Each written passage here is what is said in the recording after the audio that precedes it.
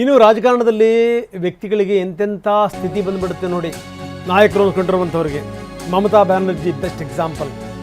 ಕೆಲವೇ ತಿಂಗಳ ಹಿಂದೆ, ಒಂದು 6 ತಿಂಗಳ ಹಿಂದೆ ಆಕೆನ ಜ್ಞಾಪಿಸ್ಕೊಳ್ಳಿ, ಅಬ್ಬರಿಸಿ ಬೊಬ್ಬರಿತಾ ಇದ್ರು. ಈಗ ನೋಡಿ, ಪಕ್ಷ ಮಮತಾ ಬ್ಯಾನರ್ಜಿನ್ನೇ ಆಚೆ ಹಾಕಿದೆ. ತನ್ನ ಪಕ್ಷದಿಂದ ತಾನೇ ದೀದಿ ಔಟ್. ಇದು TMC ನೂತನ ನಾಯಕರಾಗಿ ಅರೂಪ್ ರಾಯ್ ನೇಮಕ ಆಗಿದ್ದಾರೆ. ರೆಬೆಲ್ ತಂಡದ ನಾಯಕ ರಿತಬ್ರತಾ ಬ್ಯಾನರ್ಜಿ ಇದನ್ನು ಘೋಷಣೆ ಮಾಡಿದರು. ರಾಷ್ಟ್ರೀಯ ಪ್ರಧಾನ ಕಾರ್ಯದರ್ಶಿ ಈ ಅಭಿಷೇಕ್ ಬ್ಯಾನರ್ಜಿ ಆತನಿಗೂ ಕೂಡ ಕೊಡಲಾಗಿದೆ. 30 ಜನರ ರಾಷ್ಟ್ರೀಯ ಕಾರ್ಯಕಾರಿ ಸಮಿತಿಯನ್ನು ರಚನೆ ಮಾಡಲಾಗಿದೆ. ತನ್ನದೇ ಪಾರ್ಟಿಯಿಂದ TMC ನಾಯಕಿಯನ್ನು ಹೊರಗಡೆ ಹಾಕಿದೆ. ಎಂಥ ಸ್ಥಿತಿ ನೋಡಿ. ಇದು ರಾಜಕಾರಣ ಯಾವ ರೀತಿಯ ಸಂದರ್ಭವನ್ನು ಕೂಡ ತಂದಿಟ್ಟುಬಿಡುತ್ತೆ ಅಲ್ಲಿಗೊಂದು ಬೆಸ್ಟ್ ಎಕ್ಸಾಂಪಲ್.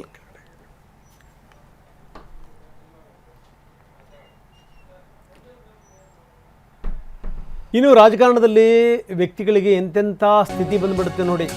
ನಾಯಕರು ಅಂದ್ಕೊಂಡಿರುವಂಥವ್ರಿಗೆ ಮಮತಾ ಬ್ಯಾನರ್ಜಿ ಬೆಸ್ಟ್ ಎಕ್ಸಾಂಪಲ್. ಕೆಲವೇ ತಿಂಗಳ ಹಿಂದೆ, ಒಂದು 6 ತಿಂಗಳ ಹಿಂದೆ ಆಕೆನ ಜ್ಞಾಪಿಸ್ಕೊಳ್ಳಿ, ಅಬ್ಬರಿಸಿ ಬೊಬ್ಬರಿತಾ ಇದ್ರು. ಈಗ ನೋಡಿ, ಪಕ್ಷ ಮಮತಾ ಬ್ಯಾನರ್ಜಿನ್ನೇ ಆಚೆ ಹಾಕಿದೆ. ತನ್ನ ಪಕ್ಷದಿಂದ ತಾನೇ ದೀದಿ ಔಟ್. ಇದು TMC ನೂತನ ನಾಯಕರಾಗಿ ಅರೂಪ್ ರಾಯ್ ನೇಮಕ ಆಗಿದ್ದಾರೆ. ರೆಬೆಲ್ ತಂಡದ ನಾಯಕ ರಿತಬ್ರತಾ ಬ್ಯಾನರ್ಜಿ ಇದನ್ನು ಘೋಷಣೆ ಮಾಡಿದರು. ರಾಷ್ಟ್ರೀಯ ಪ್ರಧಾನ ಕಾರ್ಯದರ್ಶಿ ಈ ಅಭಿಷೇಕ್ ಬ್ಯಾನರ್ಜಿ ಆತನಿಗೂ ಕೂಡ ಕೊಡಲಾಗಿದೆ.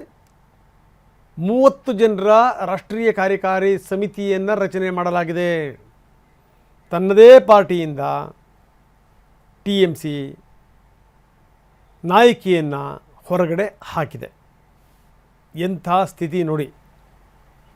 ಇದು ರಾಜಕಾರಣ ಯಾವ ರೀತಿಯ ಸಂದರ್ಭವನ್ನು ಕೂಡ ತಂದಿಟ್ಟುಬಿಡುತ್ತೆ ಅಲ್ಲಿಗೊಂದು ಬೆಸ್ಟ್ ಎಕ್ಸಾಂಪಲ್.